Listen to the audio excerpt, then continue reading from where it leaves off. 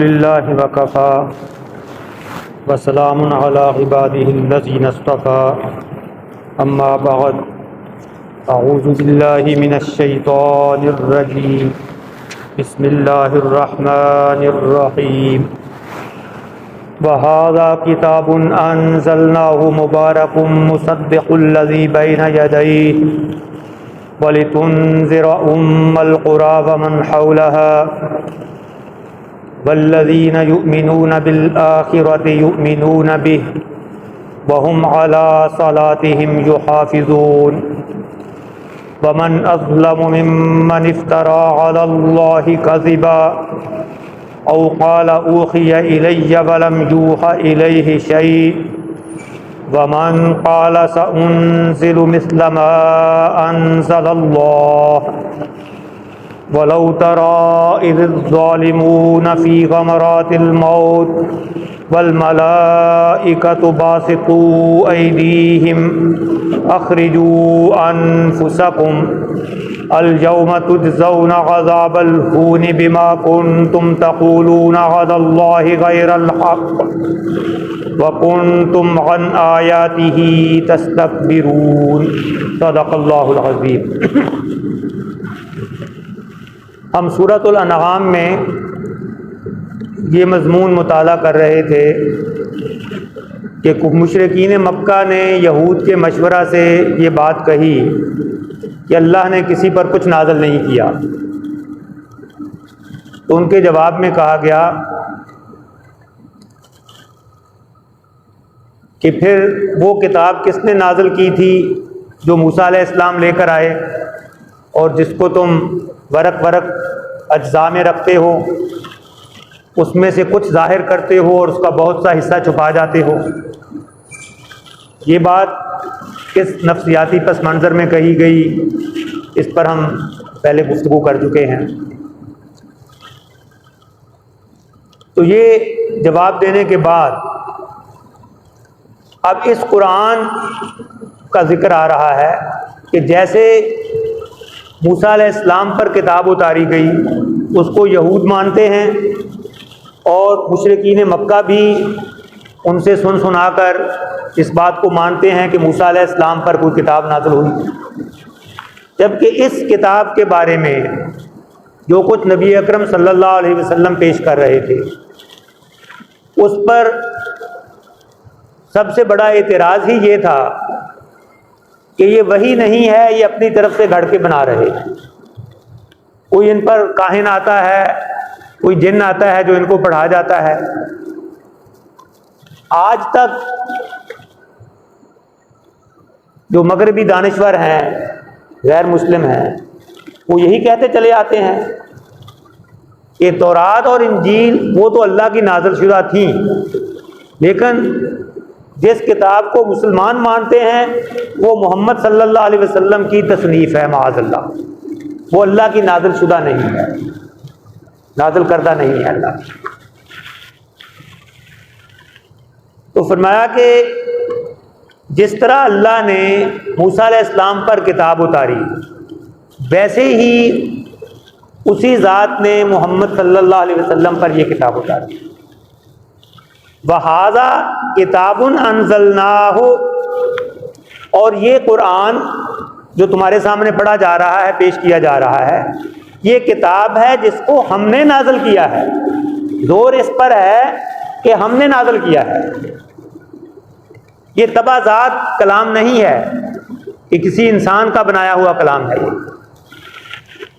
اور آگے اس کی کتاب کی دو صفات بیان ہوئی، مبارک مصدق الذی بین یدیہ، ایک یہ کہ یہ برکت والی ہے، اور دوسرا یہ کہ جو اس سے پہلے کتابیں آ چکی ان کی تصدیق کرنے والی ہے، ان کو جھٹلاتی نہیں ہے یہ۔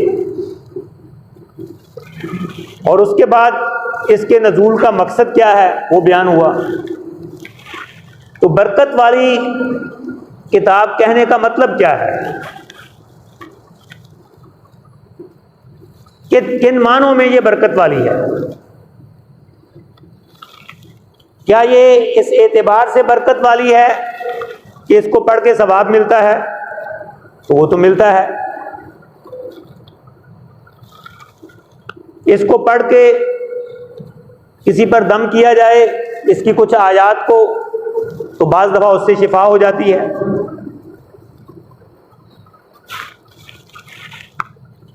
اس کی کوئی صورت مردے کے پاس پڑھی جائے تو اس کی وہ سختی بھی آسان ہو جاتی ہے جو مرنے کے قریب ہوتا ہے، قریب المرگ شخص. یہ سارے پہلو برکت کے ہیں. اس کو گھر میں رکھنا بھی باعث برکت ہے، اس کو چھونا بھی باعث برکت ہے، اس کو دیکھنا بھی باعث برکت ہے. لیکن اصل برکت کیا ہے؟ اصل برکت یہ ہے جس کے لیے یہ نازل ہوئی کہ اس کو سمجھ کے اپنی زندگی میں اس کو اپنا رہنما بنا کر اس پر عمل کر لو تو پھر تمہاری زندگی میں اللہ برکتیں نازل کر دے گا. دنیا اور آخرت کے سارے مسائل تمہارے حل ہو جائیں گے، دنیا کی تمہاری پریشانیاں دور ہو جائیں گی، تمہارے معاشرتی مسئلے، معاشی مسئلے، سیاسی مسئلے، جتنی الجھنیں ہیں اگر اس کتاب کو تم رہنما بنا لو گے تو وہ سب حل ہو جائیں گی. قرآن مجید کے دو بنیادی پیغام ہیں. ایک یہ کہ ایمان لے آئے ہو، آمنوا باللہ و رسولہ والکتاب الذی انزل علی رسولہ والکتاب الذی نزل من قبل. ایمان لے آؤ اللہ پر، اس کے رسول پر، وہ کتاب جو اس نے پہلے نازل کی، اور اس کتاب پر. ایمان لے آنے کے بعد اگلا تقاضا کیا ہے کہ اللہ کا تقوی اختیار کرو. اس کی عملی صورت ایمان لانے کی، فاتقوا اللہ الذی انتم بہ مؤمنون. اس اللہ سے ڈرو، اس کا تقوی اختیار کرو جس پر تم ایمان لا چکے ہو.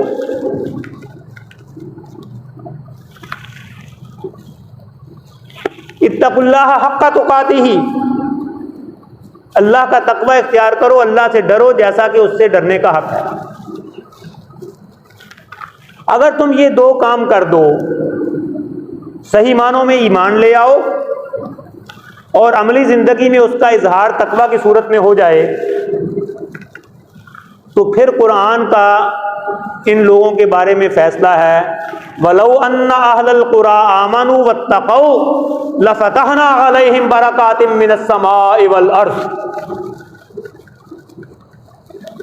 اگر بستیوں کے رہنے والے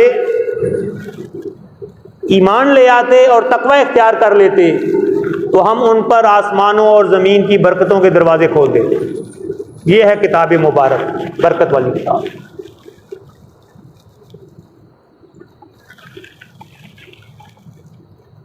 پھر بنی اسرائیل کا، اہل کتاب کا جہاں ذکر ہوا، وَلَوْ أَنَّ أَهْلَ الْكِتَابِ آمَنُوا وَلَوْ أَنَّهُمْ أَقَامُوا التَّوْرَاةَ وَالْإِنْجِيلَ لَأَكَلُوا مِنْ فَوْقِهِمْ وَمِنْ تَحْتِ أَرْجُلِهِمْ. اگر یہ اہل کتاب قائم کر دیتے تورات اور انجیل کو جو ان پر نازل کی گئی، تو اس کے بدلے میں اللہ کی وہ برکتیں ان پر نازل ہوتی کہ وہ کھاتے اللہ کی نعمتیں اوپر سے بھی اور نیچے سے بھی. ان کے اوپر سے بھی اللہ کی رحمتیں نازل ہوتی اور برکتیں ان کو حاصل ہوتی اور نیچے سے بھی. اللہ کی جو بھی کتاب اللہ نے اتاری، کسی بھی نبی پر اتاری، وہ اس لیے اتاری گئی کہ اس کو بالفعل زندگی میں قائم کیا جائے.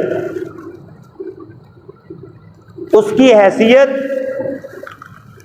یہ ہو کہ تمہاری زندگی کا، تمہارے معاملات کا رخ وہ کتاب متعین کرے کہ تم نے کیا کرنا ہے، کیا نہیں کرنا، کدھر جانا ہے، کدھر نہیں جانا. جو قوم یہ کر لے گی تو اللہ کا وعدہ ہے کہ پھر ان پر اللہ کی برکتیں نازل ہوں گی. ان پر آسمان و زمین کے خزانوں کے منہ کھول دیے جائیں گے، ان کو خوشحالی عطا کی جائے گی، دنیا میں سربلندی عطا کی جائے گی۔ یہی وہ بات ہے جو حدیث مبارکہ میں کہی گئی، ان اللہ یرفع بہذا الکتاب اقواما ویضع بہ آخرین۔ اللہ اسی کتاب پر عمل کرنے کی وجہ سے کچھ قوموں کو سربلندی عطا کرتا ہے، اور اس کو چھوڑ دینے کی وجہ سے کچھ قوموں کو اللہ ذلیل و خوار کر دیتا ہے۔ یہ وہ راز اور نقطہ ہے، یہ وہ معیار ہے کہ جس کی بنیاد پر اللہ کی طرف سے فیصلے ہوتے ہیں، کہ جو کچھ اس نے نازل کیا اس کے ساتھ جن پر نازل کیا گیا انہوں نے کیا سلوک کیا۔ ایک ادھورا سا تعلق اس کے ساتھ رکھا جیسا کہ مسلمانوں نے رکھا ہوا ہے۔ یہ جو برکت کی شکلیں میں نے پہلے بیان کی، حصول ثواب کے لیے تلاوت کر لینا، دم کر لینا، یہ ادھورا تعلق ہے، یہ ایک طرح کا جذباتی تعلق ہے، یہ حقیقی اور پائیدار تعلق نہیں ہے۔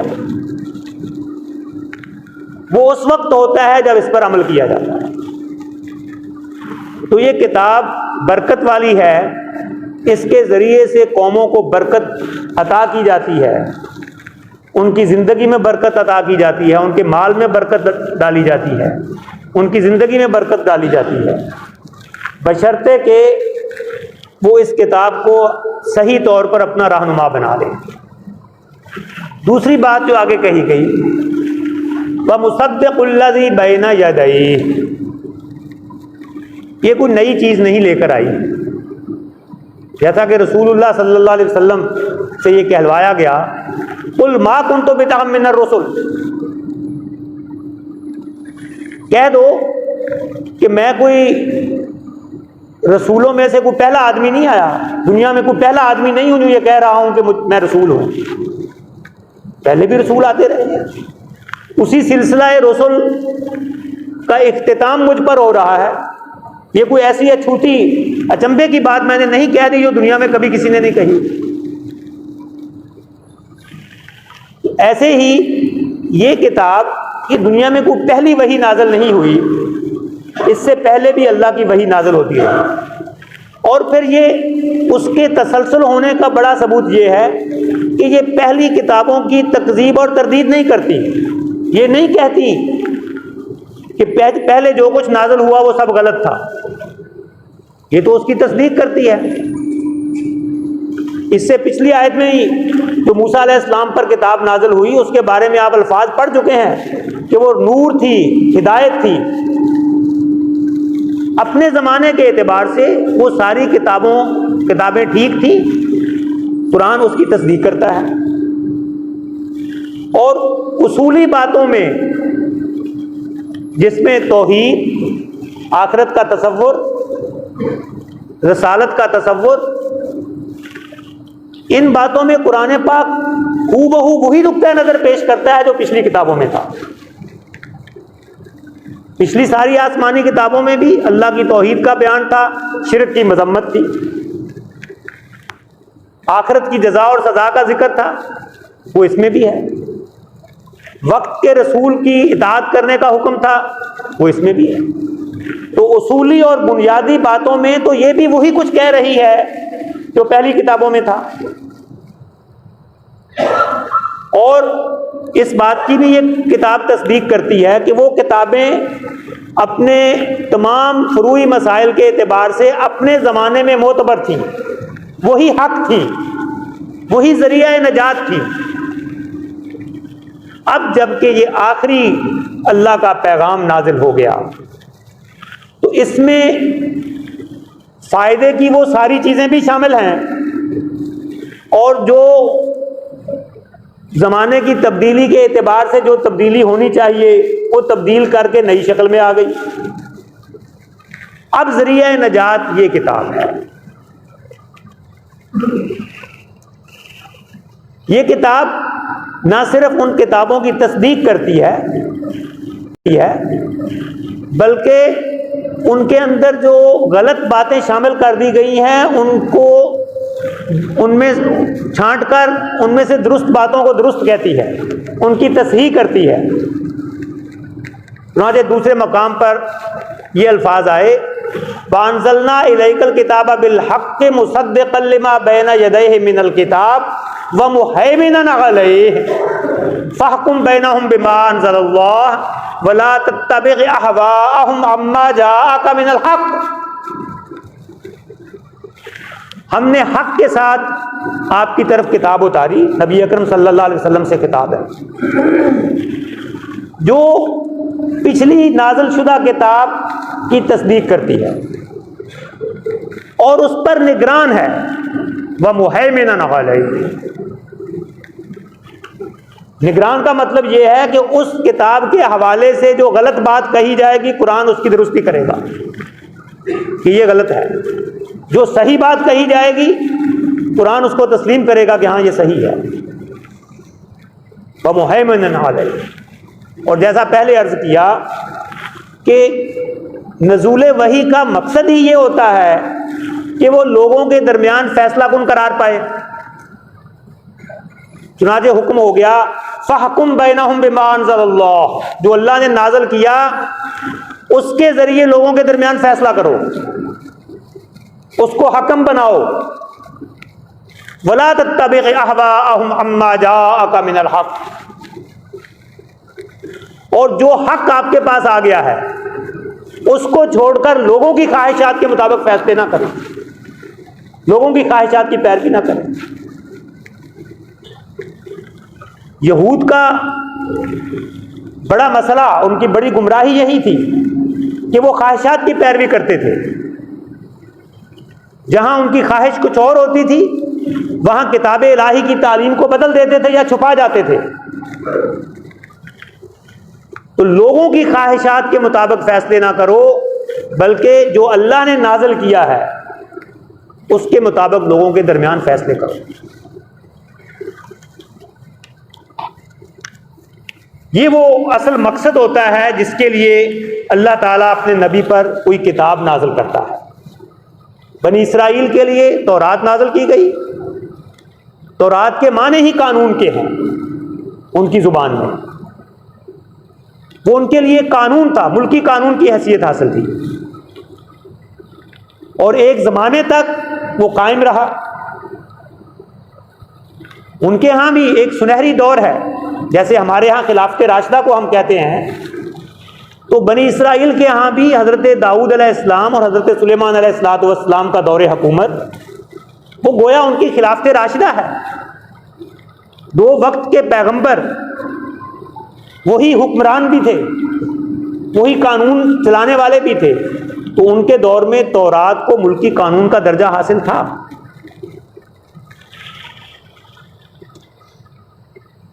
آگے پھر وہ مقصد بیان کیا گیا، ایک تو یہی بات کہ یہ کتاب اس لیے نازل ہوئی ہے کہ اس کو حکم بنایا جائے، اس کو تمہاری زندگی میں فیصلہ کن حیثیت حاصل ہو۔ وَلِتُنذِرَ أُمَّ الْقُرَىٰ وَمَنْ حَوْلَهَا، اور تاکہ آپ خبردار کریں، آگاہ کر دیں، ڈرا دیں اس مرکزی شہر کو، ام القریٰ کو، اور جو کچھ اس کے ارد گرد ہے۔ ام القریٰ بستیوں کی ماں، یہ لفظی معنی ہے۔ ماں کی حیثیت جس طرح خاندان میں ایک مرکز کی ہوتی ہے، جس گھرانے میں جب تک ماں زندہ ہوتی ہے تو جہاں وہ ہوتی ہے اس گھر کو مرکزی حیثیت حاصل ہوتی ہے، ساری اولاد وہاں اکٹھی ہوا کرتی ہے۔ جب وہ ماں دنیا میں نہیں رہتی تو آپ نے دیکھا ہوگا تو پھر خاندان کا شیرازہ ویسا نہیں رہتا، پھر ہر کوئی اپنی اپنی جگہ پہ رہنے شروع کر دیتا ہے۔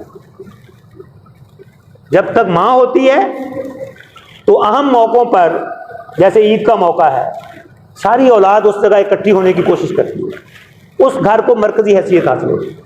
تو لفظ ام جو ہے وہ اپنے اندر جامعیت اور مرکزیت کا مفہوم رکھتا ہے۔ تو بستیوں کی ماں اس سے مراد مکہ مکرمہ ہے،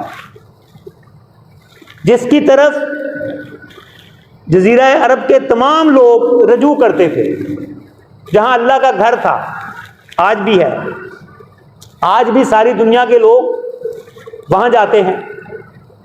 دنیا میں کسی اور شہر کو یہ شرف حاصل نہیں کہ جہاں ساری دنیا سے لوگ اکٹھے ہوتے ہیں۔ یہ شرف اس وقت بھی مکہ کو حاصل تھا اور آج بھی مکہ کو حاصل ہے۔ اس اعتبار سے مکہ مکرمہ کو ام القریٰ کہا گیا، بستیوں کی ماں، مرکزی شہر۔ اور بعض علماء نے جغرافیائی اعتبار سے بھی مکہ کو دنیا کا مرکزی مقام ثابت کیا ہے۔ جس زمانے میں قرآن پاک نازل ہوا، اس وقت کی جو معلوم اور متمدن دنیا تھی، اس کا وسط، اس کا مرکز وہ مکہ تھا۔ نئی دنیا یعنی امریکہ یہ اس وقت معلوم نہیں تھا۔ اس وقت کی دنیا ایشیا، افریقہ اور یورپ یہ کچھ تھی۔ تو آج بھی آپ نقشے پر دیکھ لیں، مکہ مکرمہ اس کے وسط میں موجود ہے۔ تاکہ آپ خبردار کریں ام القریٰ کو، یعنی اس مکہ مکرمہ کو، مراد اس کے رہنے والوں کو، ومن حولہا، اور دوسرے درجے میں جو اس کے ارد گرد ہیں، جو اس سے متصل ارد گرد کے لوگ جزیرۃ العرب کے لوگ تھے،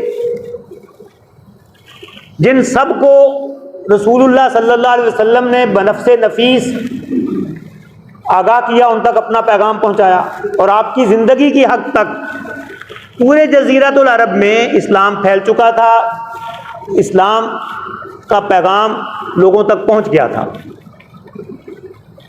اور اکثریت مسلمان بھی ہو چکی تھی۔ اگر کوئی نہیں بھی مسلمان ہوا تھا تو اللہ کا پیغام ان تک پہنچ چکا تھا۔ اور دوسرے درجے میں حولہا میں ساری دنیا شامل ہے۔ جس طرح آپ کسی مرکزی نقطے کے گرد مختلف دائرے کھینچ سکتے ہیں، وہ دائرے بڑے بھی ہوتے جاتے ہیں،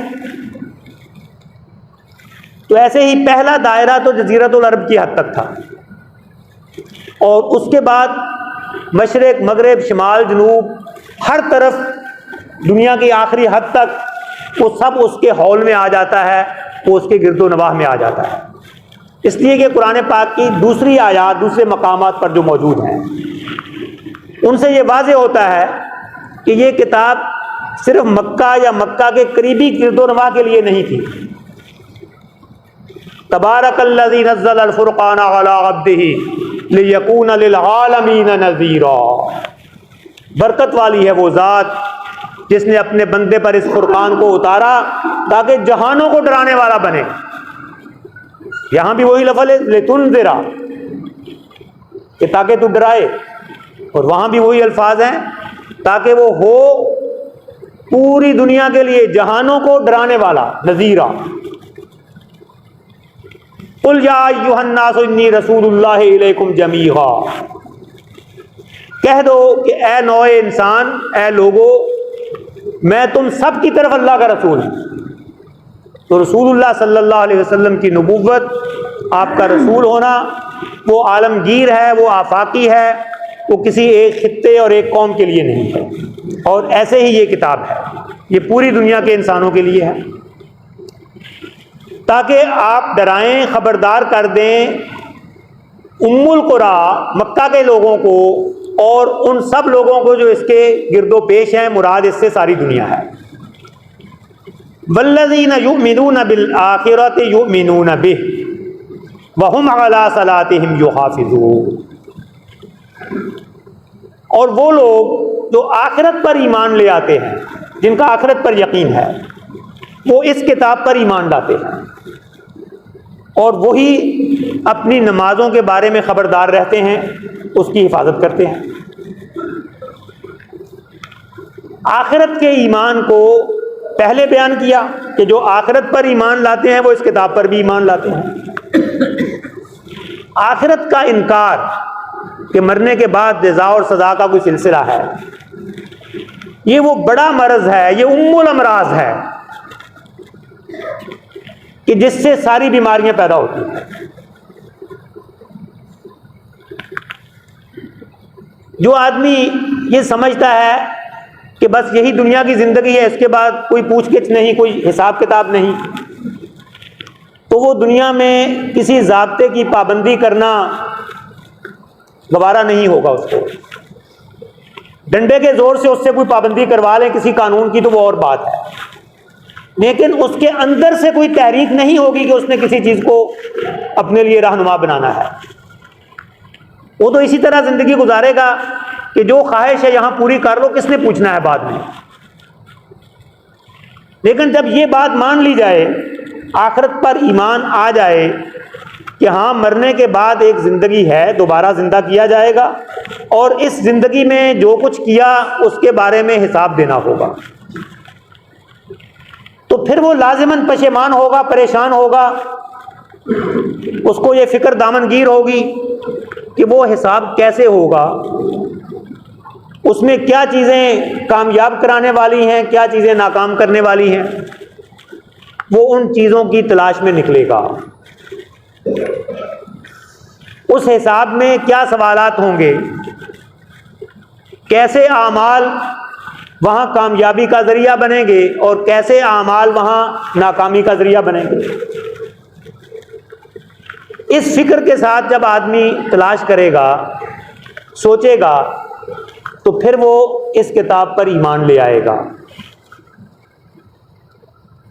والذین یؤمنون بالآخرۃ یؤمنون بہ، جو آخرت پر ایمان لے آتے ہیں پھر وہ اس کتاب پر بھی ایمان لے آتے ہیں۔ اور پھر یہ کتاب جو ہدایات دیتی ہے، اس میں سب سے بڑی ہدایت عبادات کے اعتبار سے وہ نماز ہے، جس پر عمل کی نوبت فوراً ہی آ جاتی ہے۔ باقی سارے احکام وہ تدریج کے ساتھ ان کا سامنا کرنا پڑتا ہے، لیکن آج اس وقت اگر کوئی شخص مسلمان ہو، اس کتاب پر ایمان لے آئے، چند گھنٹوں بعد ہی اگلی نماز کا وقت آ جائے گا، تو وہ اس کو ادا کرنی ہوگی۔ باقی احکام پر عمل کرنے کا مرحلہ وہ ہو سکتا ہے دیر سے آئے۔ رمضان کے روزے تو اب 11 مہینوں کے بعد آئیں گے، حج کی نوبت بھی بعد میں آئے گی، زکوٰۃ بھی سال گزرے گا تو اس کے بعد باری آئے گی۔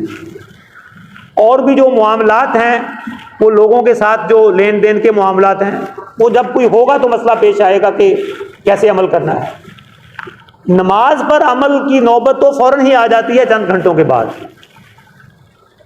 چنانچہ اسی کا ذکر کر دیا کہ ہم علی صلاتہم یحافظون، وہ اپنی نمازوں کے بارے میں خبردار رہتے ہیں، ان سے غافل نہیں رہتے، انہیں ہر وقت فکر رہتی ہے کہ نماز کا وقت کب ہونا ہے، کتنے بجے جماعت ہوگی۔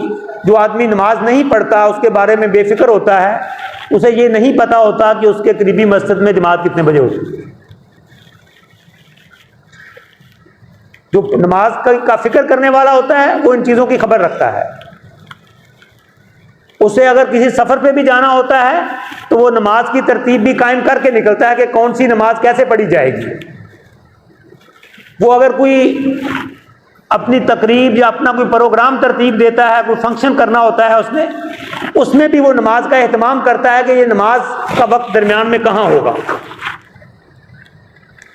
تو یہ ہے نماز کے بارے میں خبردار رہنا، اس کی حفاظت کرنا۔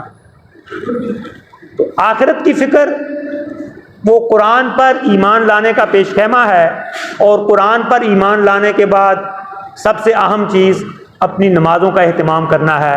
وآخر دعوانا الحمدللہ رب العالمین۔